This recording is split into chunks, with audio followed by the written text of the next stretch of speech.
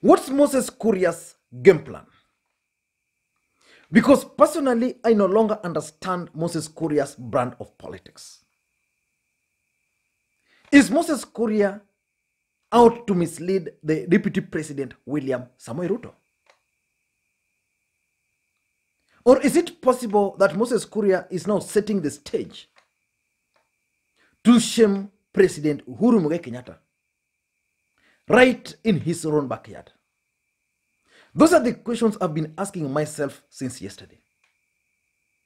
Because we all know that we are going to have several by-elections in this country on 15th of December. And Moses Kuria unveiled his own candidates for various seats in the larger Mount Kenya region and in Naivasha. What is his game plan? Is he misleading the deputy president? Or is Moses Kuria out to shame President Uhuru Kenyatta? We have two by-elections in the larger Mount Kenya region.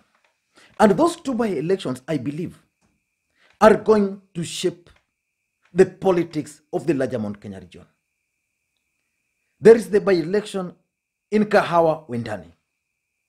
And also there is another by-election in a ward in Kiaru constituency. The outcome of those two by-elections are going to change the politics of the larger Mount Kenya region. And Moses Kuria just unveiled candidates for those two particular seats. I'm talking of those two because I know he's also unveiled another candidate in Naivasha, but I don't want to get into that. I want to focus on these two particular by-election. Kiaru Member of Parliament Ndindi Nyoro is one of the key allies of the deputy president William Samoei Ruto. During the nominations for that particular ward, the Gaturi ward, Ndindi Nyoro had a candidate. And that candidate was defeated heavily. That was the first signal. Moses Kuria has now unveiled another lady who is going to contest on another political party, the People's Empowerment Party in Kiharu. In Kahawa Wendani, Jubilee Party conducted nominations, and the brother to the late Gearbox was nominated. Again, Moses Kuria unveiled another candidate. So what is Moses Kuria's game plan with all this? The game plan can only be two. That is either misleading the deputy president William Samoei Ruto to support these candidates against President Uhuru Kenyatta, or Moses Kuria is out to shame President Uhuru Kenyatta. I don't want to assume that Moses Kuria is out to mislead the deputy president. I want to assume that Moses Kuria is keen on shaming President Uhuru Kenyatta in these two particular by-elections. I'm saying this because there's no way Moses Kuria, who is a member of parliament for Gatundu South, not an ordinary member of parliament. Gatundu South is the home constituency of President Uhuru Kenyatta, which means if the president retires today, his member of parliament is going to be Moses Kuria. And apart from that, Moses Kuria is also one of the key allies of the deputy president William Samoei Ruto. So Moses Kuria has decided to unveil a candidate. There is no way Moses Kuria can just wake up one morning and unveil candidates, three of them. In Naivasha, the late member of the county assembly of Lakeview was a key ally of the deputy president.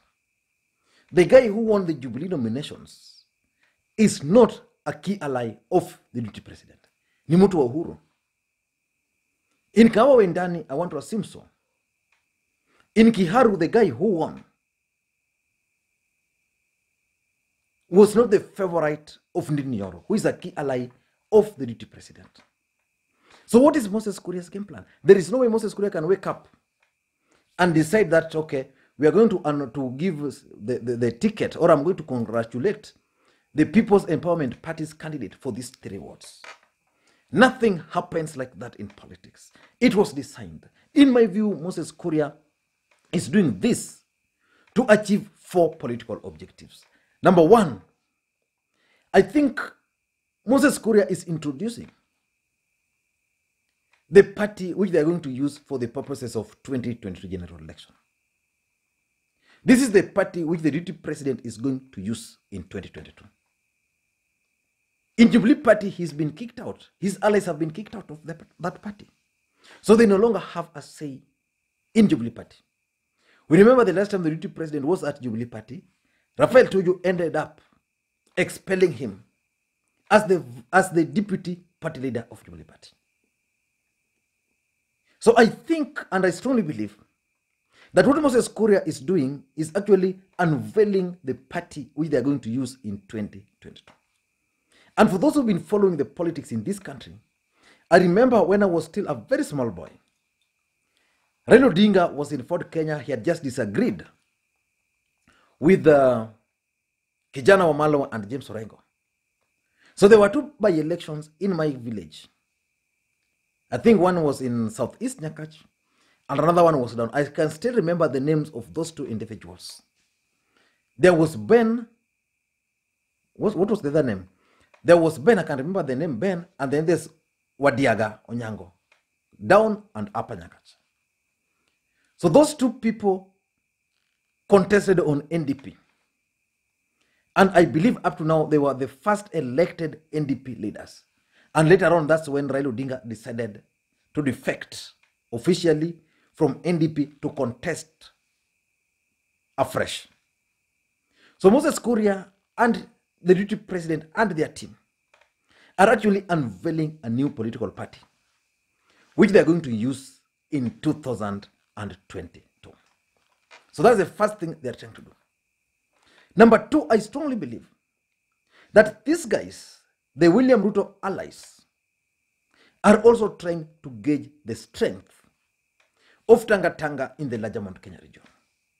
We all know that for a long time, Tanga Tanga was the major faction in Mount Kenya region. But of late, the William Ruto's camp have been losing the grip of that particular region. So I believe these guys are trying to gauge their strength in that region. And by gauging their strength, it only means that these gentlemen are trying to test the influence of President Uhuru Kenyatta in the larger Mount Kenya region politics. Is President Uhuru Kenyatta still influential? Because if Uhuru Kenyatta is the party leader of Jubilee Party, and then we have 3 or 4 by-elections in the region, and they sponsor a candidate against the president's party, then what they are trying to do is basically to test the strength of the president in that particular region. They want to see whether President Uhuru Kenyatta is still influential in that region. So if they are going to win through these particular individuals, I can assure you these guys are going to emerge much more stronger. But if the candidates are going to lose, then Moses Kuria and his team are going to find themselves in a rough terrains moving forward. So I strongly believe these guys were trying to test the strength or the influence of President Uhuru Kenyatta in the larger Mount Kenya region, and also the influence of Team Tanga Tanga in the larger Mount Kenya region, because this is now an opportunity for them to test their strength. So you go to Kahawa Wendani, and there's an opportunity there that they can win. Why am I saying so? Moses Kuria can easily invoke tribe, because the guy who won the nomination is actually a Luo. So he can invoke the tribe and then mobilize his tribesmen to vote for his candidate. So that will give Moses Kuria bragging rights. Because remember, Moses Kuria comes from Kiambu. He wants to be governor, I'm told. So a win there will kickstart his bid. Number 3, I think Moses Kuria and the group